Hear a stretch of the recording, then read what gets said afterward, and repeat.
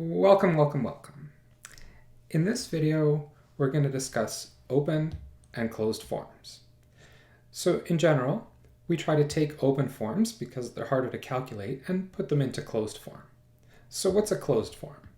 It's an expression in which the number of operations is fixed.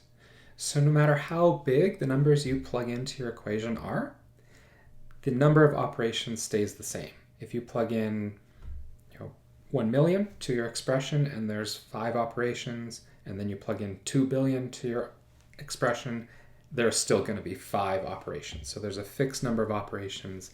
That amount of operations does not change. The opposite, however, happens in an open form. It's an expression in which the number of operations grows depending on the variable that you might be plugging in to that particular expression. So if you plug in 5, there could be 5 operations, but then you plug in a different number and there could be a lot more operations. So in terms of calculating and consistency, the closed form is a lot better. So for this particular video, we're going to deal with sums of consecutive integers, either just the consecutive integers or consecutive squares, and I'm going to get you to try on your own the sum of consecutive cubes. So a little history lesson. We'll take you back to Carl Friedrich Gauss, very famous mathematician, did all kinds of wonderful things for the field of mathematics, and was possibly the most prolific child mathematician that our world has ever seen. There's all kinds of really cool stories about Gauss.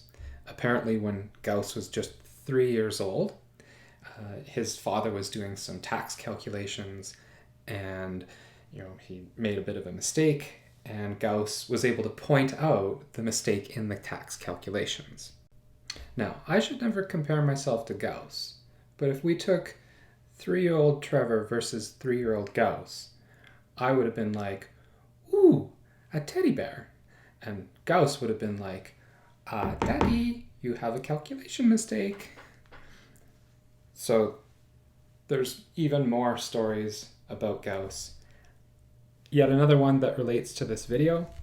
Apparently, Gauss was misbehaving in grade 1, possibly too ahead of his classmates, bored, and the teacher told Gauss to add up the numbers from 1 to 100. So 1 plus 2 plus 3, all the way up to 100. Now, unfortunately, this wasn't a very good punishment for Gauss, because Gauss very quickly solved this problem within a matter of seconds, according to the history books. So I could only guess at what might have been going on in Gauss's mind at that point, but maybe Gauss thought of, instead of we're adding all the way up to 100, let's think of breaking this up. So we add up to 50, and then at 50, we'll do some pairing. We'll pair the 50 with the 51, and then we'll go all the way down to 100 gets paired with 1, and 99 gets paired with 2, and 98 gets paired with 3, and so on and so on. So if you look at each column here that we've written out in these terms, you can notice that each one of those columns is 101. So we have 101 written a whole bunch of times. How many times? Well, it's 1, 2, 3, 50 times. There's 50 101s. So the calculation that we need is 101 times 50, which brings us to 5,050. So that might be how Gauss thought of that answer so very quickly. Now, that's a very nice method for dealing with consecutive integers. This type of method maybe doesn't work so well for consecutive squares. So we're going to display a method in this video that will deal with both of those problems. So that's what example 1 is all about.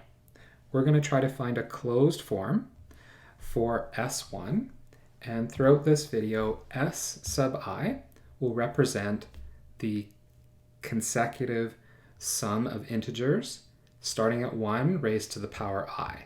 So if it's just S1, it's just to the power 1, so it's just 1 plus 2 plus 3 all the way up to n, just like Gauss did for the number 100. We'll just do it in general for the number n.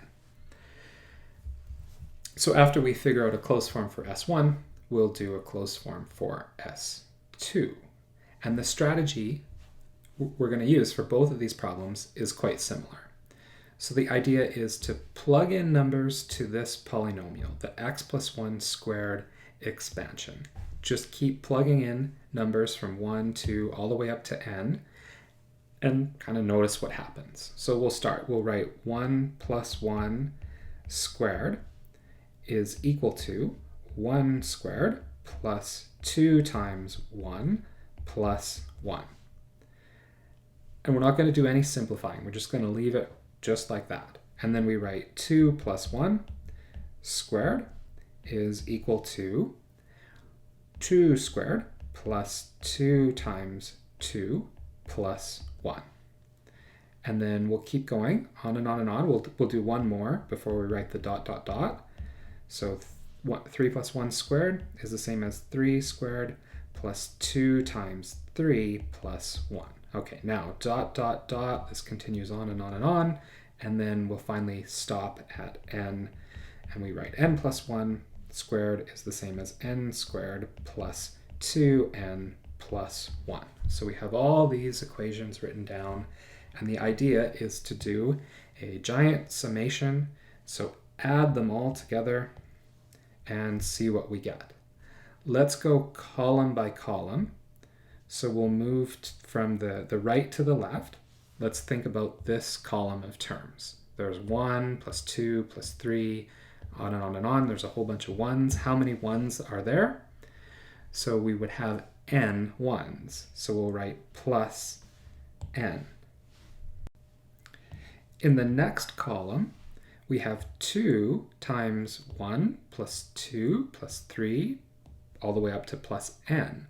That's exactly what we're calling S1.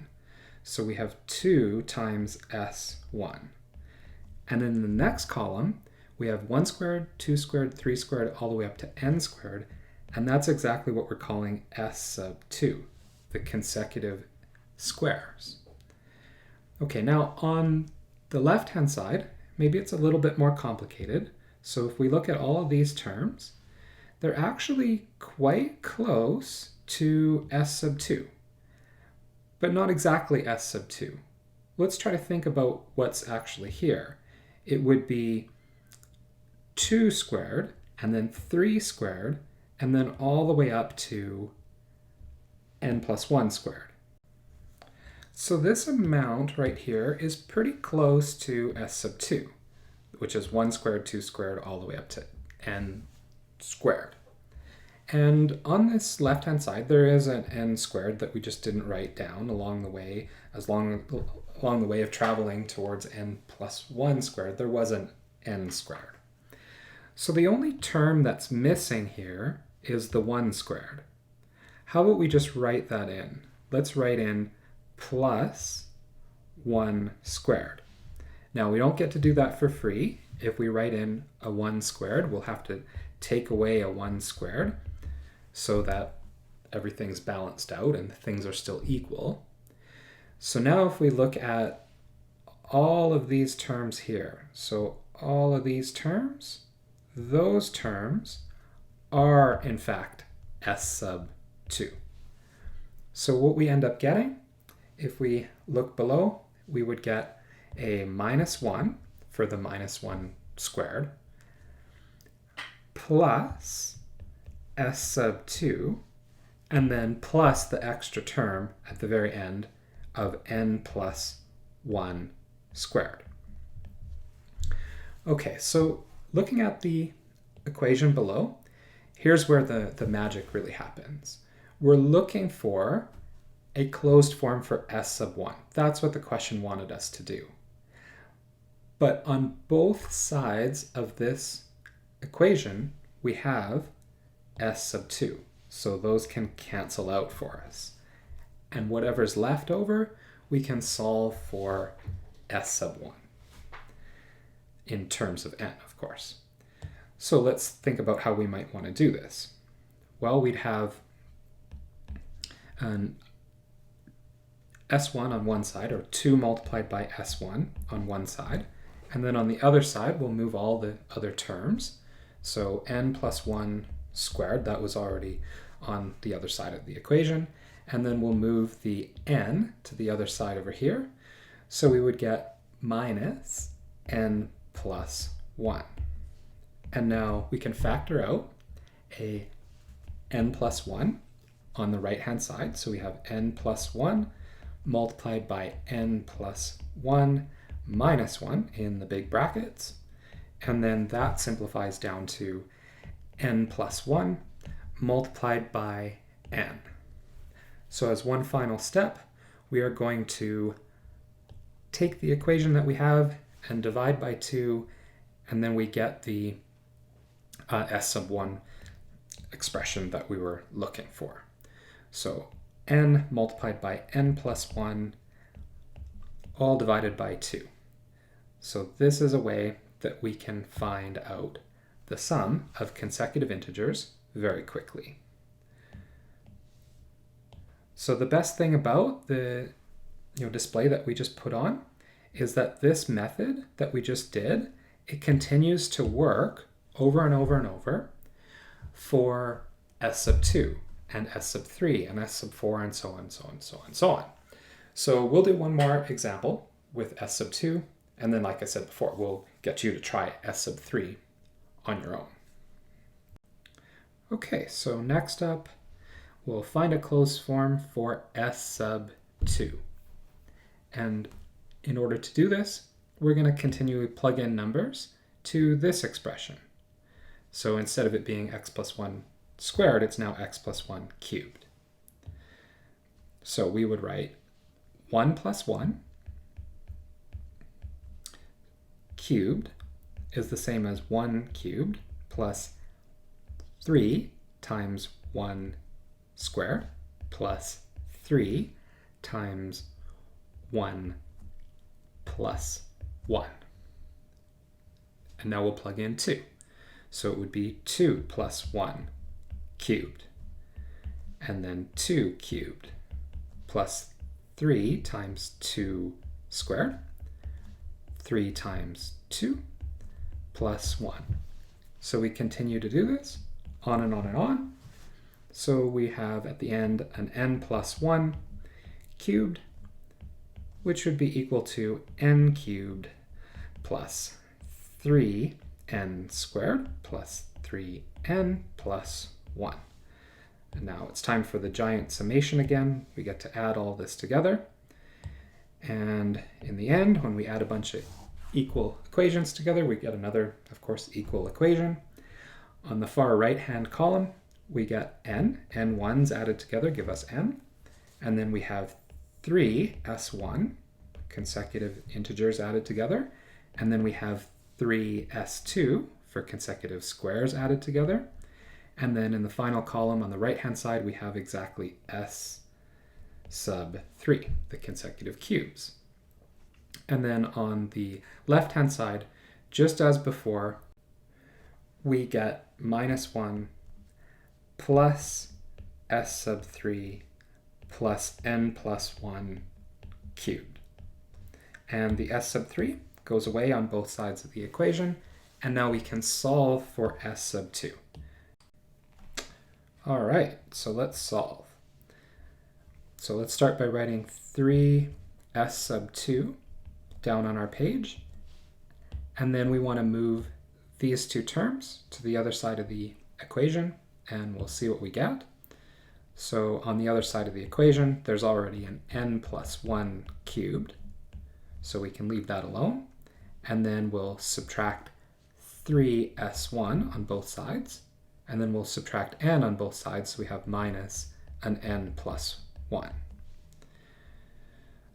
So what we have here is n plus 1 cubed minus 3, and s1 we've already solved for in terms of n. On the previous page, we have n plus 1, divide by 2, and then minus n plus 1. So we just plugged in our value for s sub 1. And now let's notice we have an n plus 1 in all three of these terms. How about we factor that out? And maybe another nice thing to do here is let's just notice that, oh, there's this divide by 2. And I always kind of find it nicer to work with integers when possible. So maybe I'll multiply both sides of the equation by 2 so that we don't have any more fractions to deal with.